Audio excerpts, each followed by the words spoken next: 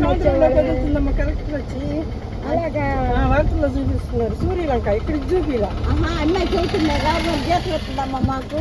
అదే ఇప్పుడు అయ్యేంది అది తాబేలు అంటే తాబేలు గుడ్లు పరిశ్రమ అంట. వాటిని పొదిగిచ్చి పిల్లలు అయిన తర్వాత సముద్రంలోకి వదులుతున్నారమ్మా. అలాగా అప్పుడు కరెక్ట్ అక్కడ వేస్తాయి వాళ్ళు వచ్చి వదులుతున్నారు.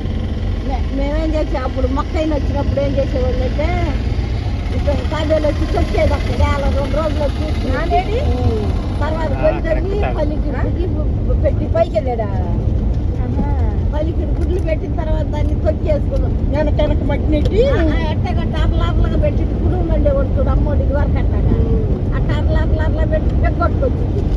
అది పెగ్గొట్టే టైం నేను రుచి చెట్టు పెట్టేవాడు తలడుగులు తొట్టేస్తా తాబేలు ఆ ఉచ్చులు లాగేసేవాడు ఆ చెట్టు చాట్లు తిరగబడిపోయేది.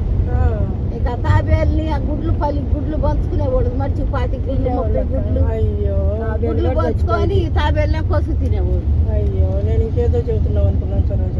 అంతే చేసేవాళ్ళు అప్పుడు మేము చిన్నపిల్లప్పుడు టీవీలో చూపించారు సార్ రమణ గుడ్లు పెట్టి మట్టి తొక్కటం.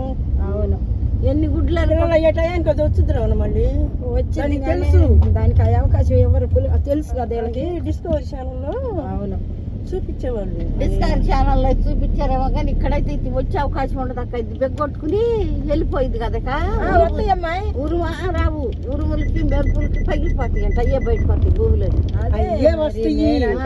అయ్యే వస్తాయి కానీ దానికి తెలుసు తల్లి తాబేలకి. అదే టయాన్ని పగులు అప్పుడు అది వచ్చింది ఒడ్డుకు వచ్చి చూస్తా ఉంటుంది వచ్చేసి వస్తా ఉంటాయి రమణ. కాకులు ఎత్తుకుపోయాయి కాకులు ఎత్తుకుపోతుంటాయి పైనుంచి వెళ్దామా అరే